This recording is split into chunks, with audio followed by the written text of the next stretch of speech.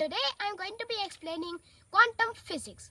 Now, hold on, let me just grab my paper for a second. And now, today I'm going to be explaining a very complicated thing called quantum physics. So since this is very complicated, by complicated I mean quantum physics is many topics in one. So that's why I'm going to have a little bit of pause. I'm not going to be talking straightforward because quantum physics is many topics in one. So first off, let's start with the first thing. And also there's a bonus theory that I'm doing. So now, quantum physics is the type of physics that describes explains the smallest things. It's the smallest unit of matter. Matter is anything with mass, like this finger. This finger has mass, but we really don't influence anything. So over here is the smallest unit of matter is subatomic particles like gluons, quarks, electrons, neutrons, those type of stuff. And the atoms are the second smallest unit of matter, and molecules are the third smallest unit of matter. And now let's talk about the quantum realm over here. This is the quantum realm over here, because in the quantum realm actually we're going to see every single particle over here. I've drawn this in particles, but actually in the quantum realm we draw everything as waves. I mean these type of stuff. And the one that I was showing right now is actually in an electron wave. So that's why I'm saying no over here, because it doesn't look like this in the quantum realm. In the quantum realm it looks something like this, an electron wave. And now this is not a physical wave. This is not real like the water waves or sound waves, like those type of stuff.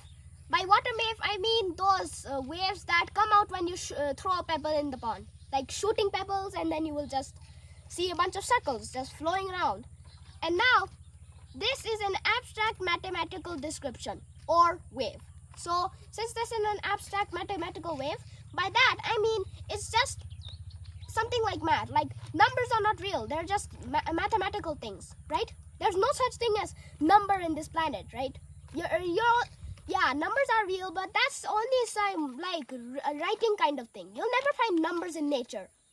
So you'll never find those symbols of 1, 2, 3 in nature. That's just a mathematical thing. Just like numbers aren't real in the physical world. So in the physical world, numbers aren't real. So just like this, waves are also not real. The abstract mathematical waves are not real. So since this is an abstract mathematical wave, somehow the measurement barrier over here collapses. But there's no physics on how the measurement barrier collapses. You see, electron waves look not like that. It's like this. It's because I just want to explain that in the quantum world, the things are looking like waves. I just drew a random wave looking like this. And now, since this wave is a quantum wave or electron wave, that thing somehow collapses the measurement barrier over here. So by measurement barrier, I mean so an electron particle seems to be a wave until you measure it. So the measurement barrier somehow collapses. But how does it collapse? There's no real physics. So that's why I've made an extra bonus theory. Over here, my new theory is saying that the wave is so small that it curls up into a ball when measured.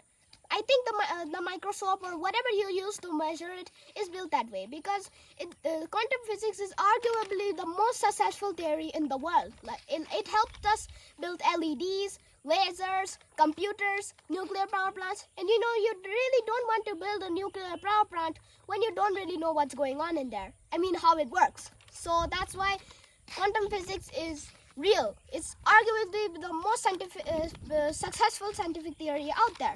So waves are also real, because they helped us construct these phones, like computers, nuclear power plants. And we don't want to build nuclear power plants if we don't even know how to split a nucleus. That is the component of nuclear power plants. They usually split the nucleus, and then they just do whatever they want to construct the nuclear bombs, and then throw it, and then war. Kind of like that. And now, until you measure it, it is a wave. But when you measure it, it's an electron particle. and the wave is so small that it curls up into a ball when measured. I don't think there's any real physics needed in this. I think that whatever you use to measure this, or the microscope, I don't know what exactly you use to measure this, but I think it's a microscope. So whatever type of microscope that is, I'll still call it as microscopes. So now those microscopes are going to whatever type of microscopes they are, they seem to, like, you know, the wave over there, the electron particle, it just curls up into a ball. Because look over here, I'm just going to hold it like this, and now look over here. This is the gap between my fingers is very small, and now when measured at a microscope, I mean my eyes, when I look very closely at it, it just looks like a circle. Yeah, truly, it looks like a circle to me. So that's why if you smush things together, it will turn into a circle. And since whatever you use to measure that thing, I think it's a type of microscope. So that type measurement microscope, the atom measuring microscope, that might have, I'm just going to call it AMM. So that AMM might have been built that way, that it smushes the waves, and then it just smushes together those, and then they might have turned it into a particle. And that is why you are born with the atom. These things, this type of stuff. And now the thing that's orbiting this is an electron. You might be pretty familiar with that. It's the thing that orbits those quarks and those type of stuff. A gluon, neutrons, and those type of stuff.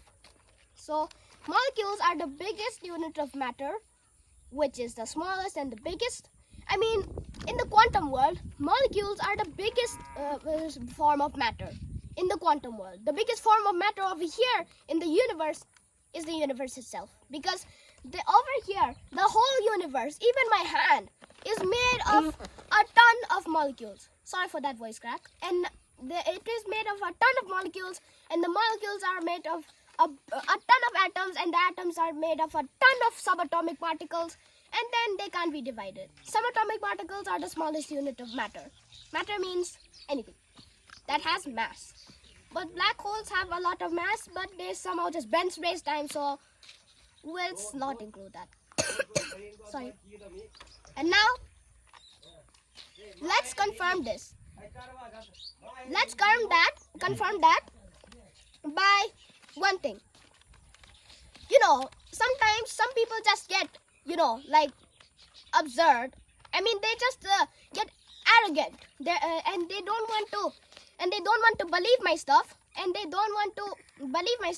just, don't believe that the waves exist. But now I'm going to prove those haters wrong. So let's talk about the famous double slit experiment. So now, the famous double slit experiment was tested out back in the 1900s. So, sort of like that. I'm saying 1900s because I don't really know the exact date. Like, it could be 1925, back when quantum mechanics was invented, or I don't really know. But forget about that. Let's talk about what the heck the double slit experiment really is. So now, sorry for that. And now we're going to be talking about the double slit experiment. So basically, it's just an experiment where you fire a gun at the wall with two openings in it. Like, kind of like this. Right over here, this is a wall with two openings in it. However, there's three walls, but you need three walls just to make two openings. So, you need to do that, and then you're expecting to see this, which actually happened. But if you go really small into the world of quantum realm, then you see electron POV. And now we're going to electron POV. In the electron POV, we're going to just we're going to see that the electron gun, actually a gun is just shooting a bunch of electrons, actually atoms, actually molecules, whatever it is. I mean, not whatever. The gun is actually shooting a bunch of these, billions of these. Just to make one bullet, the billions of these are needed. So just to make my hand, there's like trillions, quadrillions of atoms needed just to build this hand. No, I mean finger.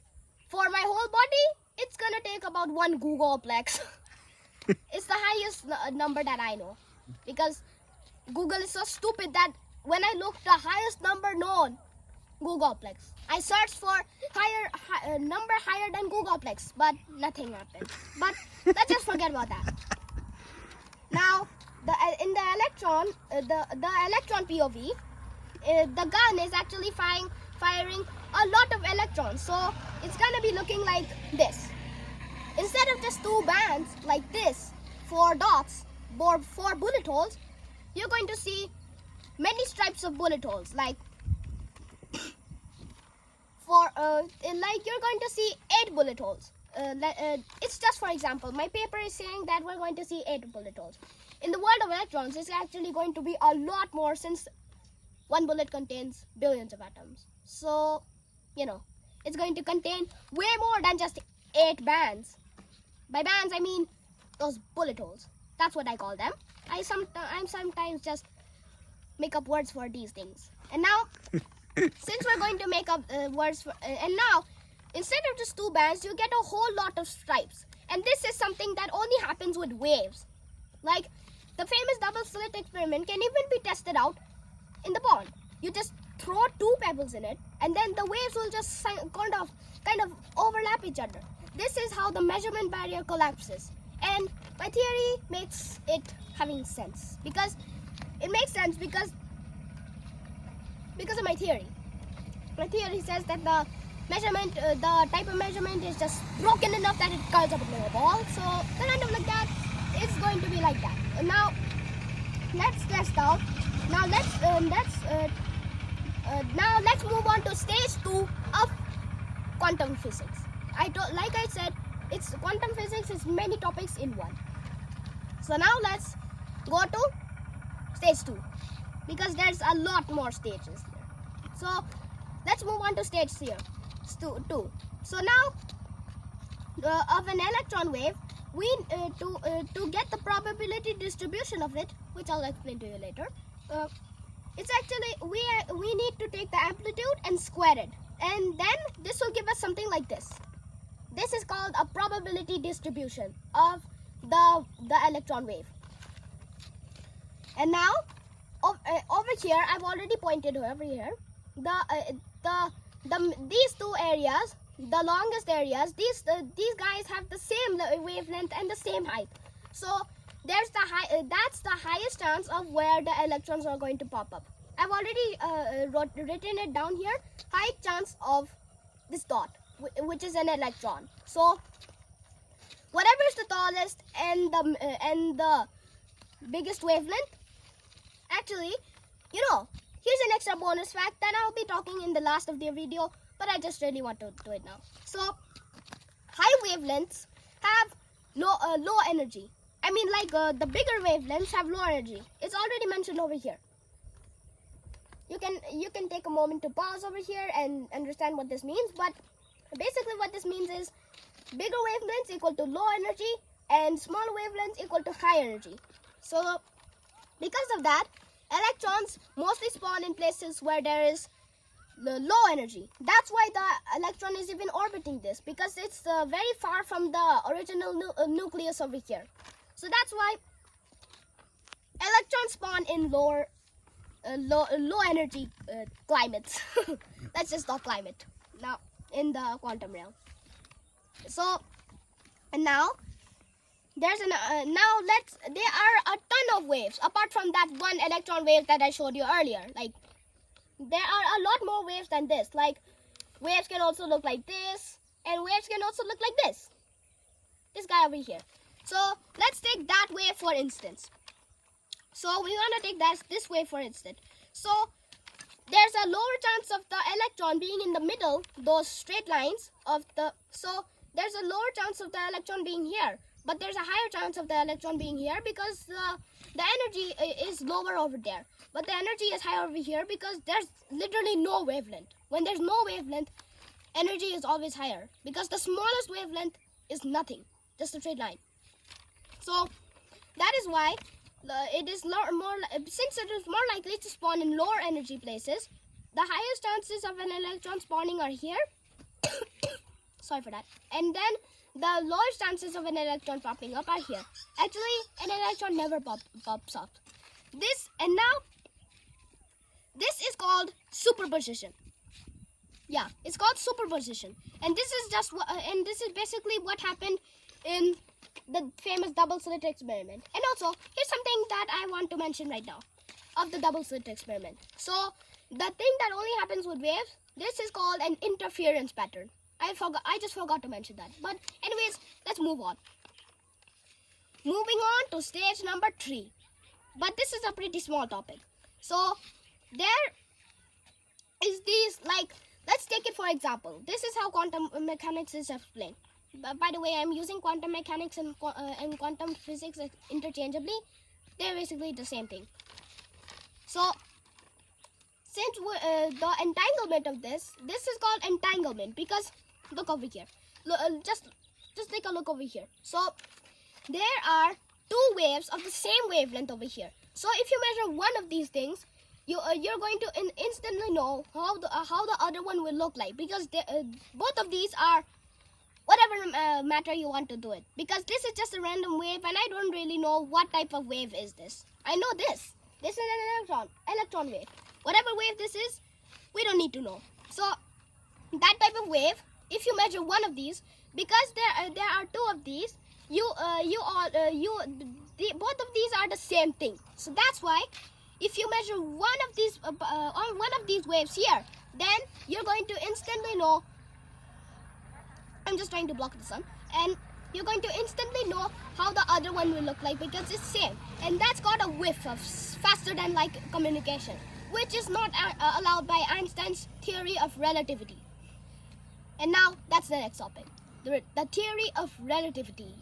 So now, and this is called non-locality. Yeah, it has two names, one entanglement and one non-locality, which breaks the rules of Einstein's theory of relativity. Let's move on to stage 4, the quantum tunneling. Sorry for that. So quantum tunneling is basically the reason we are even here. Otherwise, without quantum tunneling in the sun over there, we would basically all die, because we're thriving. Humans are thriving. Humans are living because of quantum tunneling in the sun, which releases hydrogen and helium in the sun, which converts the hydrogen into helium, and then that helium will produce layers of energy, making the sun shine. And without sunshine, we'll never get vitamin D. We'll never get plants, thus never getting food, thus starving, and then death. So that is why quantum tunneling is important, and I'll talk about that right now. So quantum tunneling basically means that the wave, or let's take for example a neutron. So a neutron wave has a very low chance of going through a barrier. If the barrier is narrow enough, like this, then the electron has a small chance of going through that barrier, but it's not impossible. By small chance, I mean 10 in 20. So that's not really low, it's just 10 minus. What's the big deal from that? So since it's so high but low for us, like if you put 10 in 1000, that's going to be really small. That's why I'm saying a very small chance. Plus 10 is a really small number compared to 1 googolplex.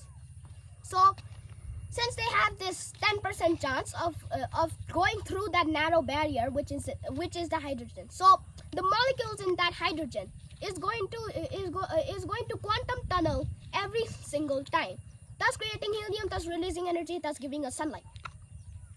And now let's move on to stage 5, the Heisenberg uncertainty principle. This basically means that we cannot know where in the universe an electron is going to be. This means that we can only know precisely, like we can only know where the chances of an electron are, like the probability distribution of that wave. The probability distribution of that wave tells us where the highest chance and the lowest chance of an electron spawning. So we don't know where the heck the electron wave is in the universe, but we do know that that there's a high chance of it spawning in there and a low chance of spawning in here. So by here and there, I mean, imagine this: the wave was real. This is the middle, and it's a high chance of being in here, and the lower chances, it's all over here. They basically just go lower wavelength, which means high energy, thus lower chance of an electron spawning. And now let's move on to another part of the Heisenberg uncertainty principle. So imagine we take this wave, for instance. For instance, we take this wave, and to measure the wavelength of this wave, we have to add together many sine waves. We have to add together many sine waves, and I don't know if there's supposed to be a G in the end, or it's supposed to be the real sign language type of thing, or it's SINE. I basically just follow the subtitles of a video. So that's why it's called sine wave, not sine wave. There's a small pronunciation difference over there. So now, since we have to add together many sine waves, that's gonna take a really long time. So we cannot know where an electron is going to spawn precisely in the universe, but we do know where it's going to spawn in a wave. So now, that's the Heisenberg uncertainty principle. You can't measure the wavelength without adding sine waves, and sine waves are basically the waves that have the same wavelength, even though every time. Like for infinite, if there was a sine wave that stretches over to infinity, I mean like the end of the universe. So if it stretches out to the end of the universe, it's never going to, because the expansion of the universe is like, even if it was faster than light, the universe is expanding faster than the light. So imagine that the universe just stopped expanding, and now it's going to go to the end of the universe. I mean, at the end, all the way to the end of the universe. So this invisible sine wave over here is going to have the same wavelength for all the way to the end of the universe. That's what a sine wave means. But if a wavelength has different wavelengths for infinity, that is just a simple wave, a normal wave. So just like that, that's how the Heisenberg uncertainty principle is. And now let's move on to stage 6. How was quantum built? Well, quantum is actually the scientific meaning of quanta. Quanta, it means packet, equal to like quanta is equal to packet. And now, since Albert Einstein wanted to have turned quanta into a different word, because everything has a scientific meaning. Like beetroot, for example, the scientific meaning of that is beta vulgaris. So every word that is used in science has a real word, a name, but they're conquered by the scientific world, and then they just turn into quantum when it's actually quanta. So quanta means packet, and quantum mechanics means packet of small things. Packet of small things, I mean packets of molecules, quanta of molecules, kind of like that. And now let's move on to the atomic spectrum, or stage 7. So the atomic spectrum is made by these little things. So imagine these little balls just wiggly wobbling around, and the energy from these guys is going to make the atomic spectrum, which is these gaps over here are all have very high chances of an electron spawning, and that's the atomic spectrum. And I've already mentioned this before, but I really want to go according to my paper. So now, smaller wavelengths equal to high energy, and bigger wavelengths equal to low energy. I just follow my paper, even though I've mentioned it several times before. So, and now, let's move on to stage 8. There's total of 9 stages here, so we're pretty close to the end. So, stage 8, we have, so imagine lines, some like waves, but the end of these waves, like, imagine my finger wiggly wobbling around. My knuckles over here is moving, but it's only going in and out knuckles. So it moves my finger, but the knuckles itself, the knuckles are these things over here. You see these little sweating up things? That's knuckles. And now the knuckles are moving my finger, but it doesn't move. The knuckles itself doesn't move. So like that, imagine lines just bouncing up and down, but the start of the line never moves. And now if you cut these lines, that's how the wave collapses, which doesn't have any physics, but we already have some theories over here. And now, since we already know that it's possible to collapse a wave due to my theory over here, so that is why, and this is called this is the quantum wavelength or quantization of energy. Now let's move on to stage 9, the final stage of quantum physics. And now let's imagine a few balls that are wiggly wobbling around, but in one of them there's an atom, and the thing orbiting the atom right over here at my fingertip, that's an electron, and these are wiggly wobbling around, thus making energy. Thus the energy bounces off to create the atomic spectrum, and that is how the atomic spectrum is made. And if you understood this, you pretty much got a grasp of the basics of quantum physics. So if you understood this, the more you learn, the less you know. Bye bye.